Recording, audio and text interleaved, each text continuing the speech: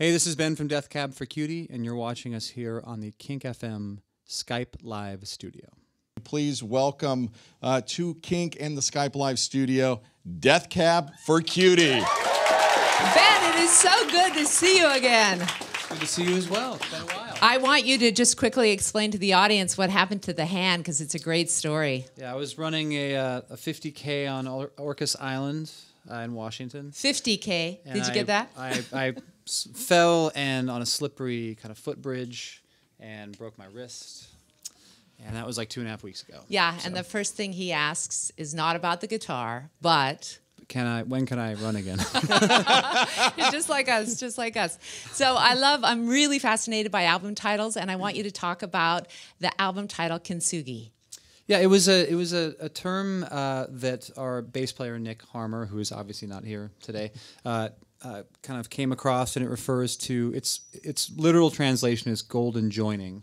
And it's a technique in Japanese pottery repair where instead of just making a piece of pottery look like it used to look, just trying to make it look new, you use gold in the binding to kind of give it like, gold lines around where the breakages have happened. So we thought it was a really nice kind of concept and decided to and a nice homage to the new configuration of Death Cab as well. Yeah, a nice configuration to a lot of things. Yeah, so I think it works on a lot of levels. Life is good. You have a Portland-based girlfriend who's up in Seattle, and you're spending time here. I love it. It's why he looks awesome, by the way. Yeah. With all my time in Portland, all exactly. of the vegan ice cream and, and things I've been eating. When I first interviewed you, we talked about the way you approached your songwriting. And you said that you did it just like a job. You made yourself a sandwich. You actually went to an office. Mm-hmm. So do you still do that? And has your sandwich changed? I still do that. I actually literally have an office in downtown Seattle that I go to. I mean, not every day, but when I'm actually actively writing, I go there. And the sandwich has changed, if only because I found a sandwich place that I like in Pioneer Square. Ah, nice, very nice. Well, Kintsugi is the first album, if I'm not incorrect, the first album where you've worked with an outside producer. Yes, Rick Costi has worked with Muse and Foster the People. Tell me how that was different, exciting, scary, and the results sound awesome.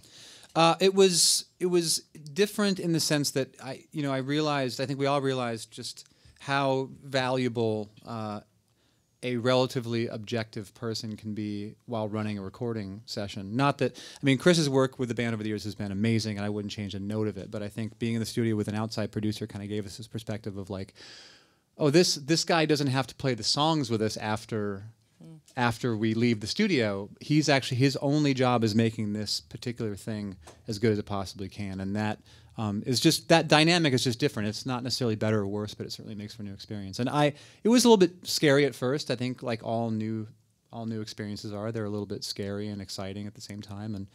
But I think Black Sun was the first song we recorded with Rich, and I think by the end of that week, we all knew that we'd made the right choice in going with him. We were in the studio playing Black Sun. Maybe it was the first or second time that we spun it. Okay, it plays on a computer, but it's more romantic to say we spun the platter, But I reached over and turned up the monitor in studio, because that big walloping guitar, this beautiful lush arrangement and these beautiful melancholy ideas, and then all of a sudden this guitar is just ripping, and I'm like, oh, nice, Death Cab, nice. So tell me about that kind of, you joke that Rick brought the muscle. Tell me what that meant in this context. Well, I think that one thing that we really liked about Rich's work before we worked with him was that he really makes rock bands sound like rock bands, and I think that over the years, I think the experience of listening to our band has been twofold. The records have always been fairly lush and orchestrated, and there were moments that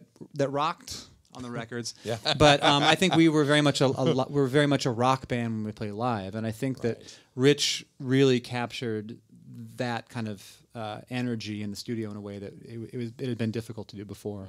So last question for you. When you write the songs, they take on a certain, they're at a certain stage of life. You go to record them, and then you let them go out into the world.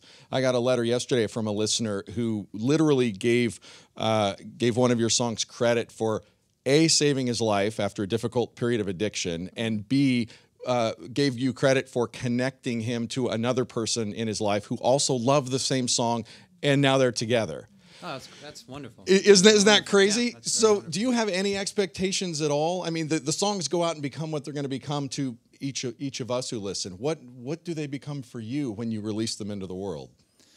Well, I think I would first say that it would take a lot of ego to like be writing a song and thinking about like helping people. The babies being born.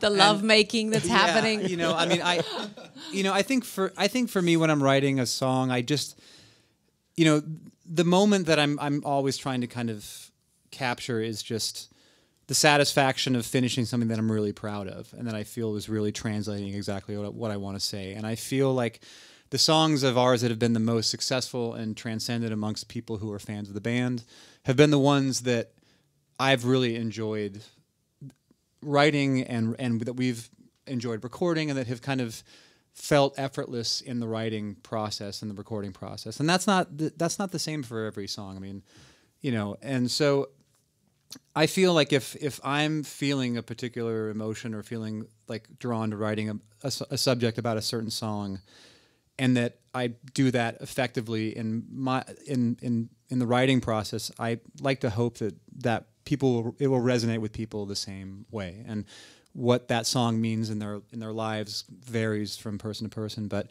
you know, obviously, when you hear a story like that, it's really touching, and it, you know, it makes you realize that all music has powers that, you know, are kind of cosmic that we don't really take into account very often. You know. Thanks for using your powers for goodness, then. Yeah. I've used my powers for evil before. More music. Death Cab for Cutie.